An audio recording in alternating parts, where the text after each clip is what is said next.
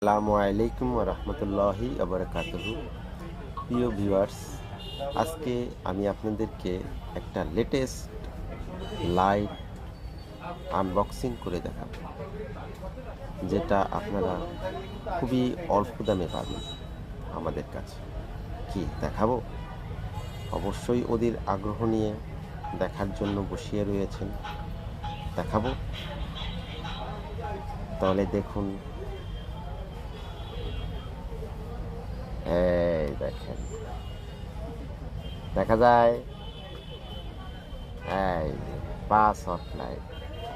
এটাকে আমি আনবক্সিং করছি।